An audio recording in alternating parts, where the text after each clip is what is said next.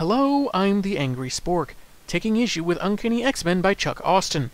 Professor Xavier stopped by a suburban home to enroll bullied fish boy Sammy before he could take revenge on his aggressors. This somehow prevented the world's greatest telepath from clarifying a team of X-Men on their mission to Scotland, where they were shot down by enormous fireballs they somehow missed. Whatever it takes to make Nightcrawler admit he needs glasses, I guess.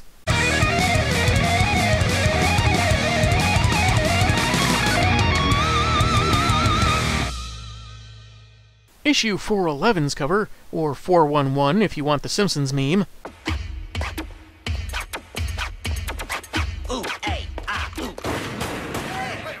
See Stacy holding an incapacitated Warren and appearing to crow like a rooster at sunrise. Doubt that's gonna wake him up, lady. Anyway, we pick up back with Charles, Hank, and Sam in the X-Jet. That's still parked in that suburb. In Vancouver, apparently. Oh, they're in Canada. That's why the cop last issue was so cool about an aircraft parked in a public street. It all makes sense now. They let you park Harriers wherever you want up there. Xavier explains to Beast the condition of the team in Scotland. Wolverine down, Warren's heart not beating, Monet MIA, the appearance of his maniacal stepbrother. So they prepare to finally take off. Meanwhile, young Sam is narrating how life doesn't go the way one supposes it will. Like his human features changing to be more fish-like thanks to the X gene, and he certainly didn't think he'd be asked to join Xavier's school or be around for when the X-Men got slaughtered. Gotta replace the dead members somehow. Congratulations, Sammy, you're the new Beak! The Prof loses contact for some reason as we go to the Scottish castle, a 2-page spread of Stacy and Kurt bracing for Juggernaut as he reaches for the impaled Wolverine. The rookie fears they're all about to be killed, when Iceman appears from the plane with a freeze blast. "Not all of us, Stacy. You, maybe." Ha. Was that supposed to be a joke? Because it certainly didn't feel funny. Or did Bobby's precision comedic timing get damaged in the crash? The ice beam didn't do much against the brute, who grasps the beam in Logan's chest, puts his massive foot on him, and brushes off the threat of adamantium claws. "What are you going to do, Wolverine? Trim my toenails?" Hey, it ain't glamorous, but I'm dang proud of doing mani-pedis part-time at the salon. Margot pulls the wooden spike out of Logan, and that coloring might just be for effect, but it makes it seem like Wolvie's blood is solar-powered or something. Bobby uses a more powerful blast, sending the behemoth through a wall while he tends to Wolvie. Nightcrawler advises to keep Archangel's blood flowing to prevent brain death, and Stacy caresses him, apologizing. I'm assuming they have a friendship developed in previous issues. Then the ground erupts in vines that start enveloping Warren. The Chia Pet Revolution has begun! He's pulled under, Stacy caring more about his immediate medical needs than the missing Monet. Kane resurfaces and Bobby creates a blockade while ordering the others to get Wolvie to cover.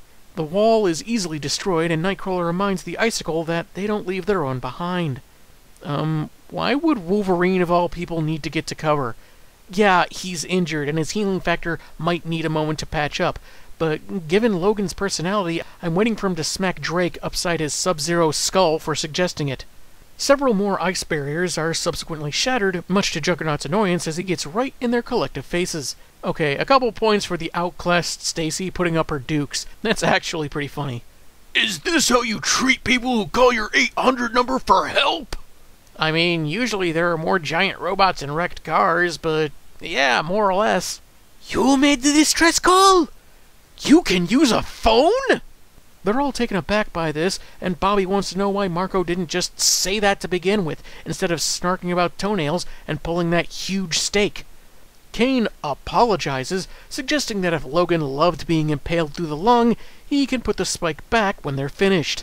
The Scottish version of Scrubs is really weird. "From now on, I'll speak like a caveman. You, bad doctors. Me, good doctor. You, follow." He plays the pronoun game, saying that someone has Bird Boy and the girl, presumably Monet, and will be getting stronger. Before clarifying, more vines erupt and ensnare them.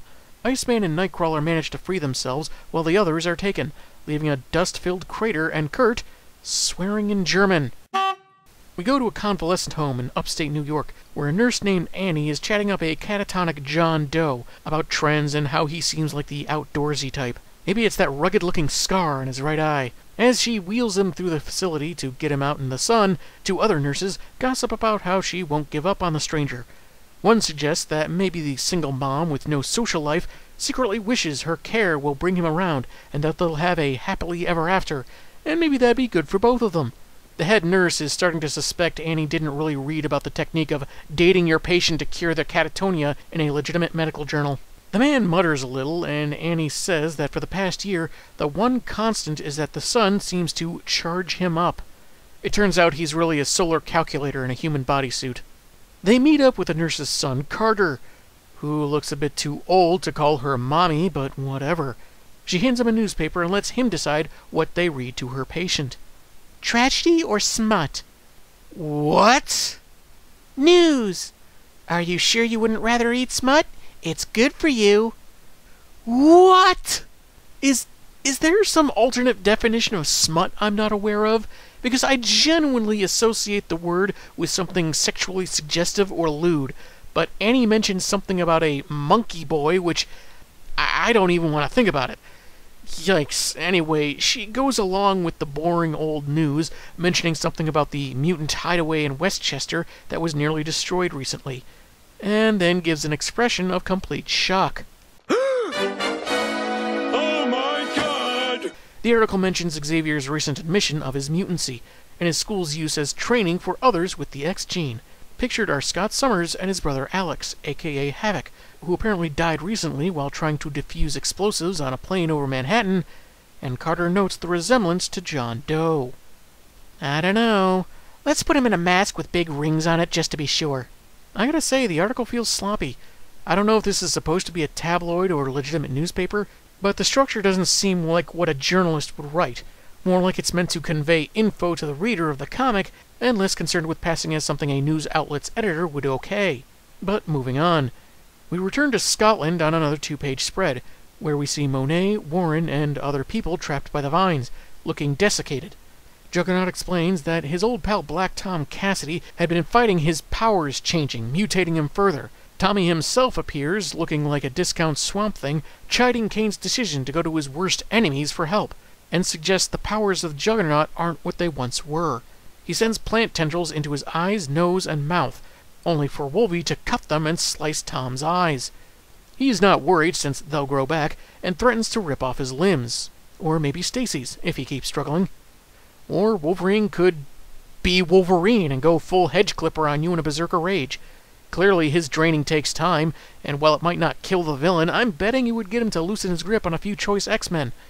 But hey, maybe Logan doesn't want to take the risk. Marco's not sure what's happening, but would do anything to help his only friend, even going to his useless stepbrother Xavier for help. Logan spits back that despite years of grief the Brute has caused Charles, he still sent the X-Men to give aid, whether it was for human, mutant, or mystically enhanced bully. And now Kane's bestie is draining their lives away. A morally superior speech. That'll save the day. Good job, Wolvie. Kurt and Bobby are elsewhere in the castle, hearing the commotion but unsure which direction to head. I'm not sure why they went inside, since by the look of a couple pages back, their teammates were basically in the hole made by those vines. It just seems odd that they would take the chance of getting lost to waiting for the dust to settle. But if they had, we wouldn't get Iceman having an admittedly clever idea.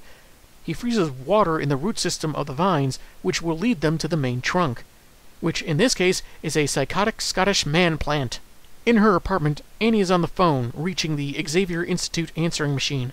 She stammers a lot, explaining who she is, how her hospital, which she weirdly doesn't name, takes in homeless and unidentified people with no family. Even her son thinks she's milking this. It's so distracting he can't focus on his cartoons. She finally says Alex Summers may be in her care, as we see the message playing sometime later for a strangely shadowed Jean and Scott, who looks like he just found his formerly white shirt stained red by someone else's red shorts.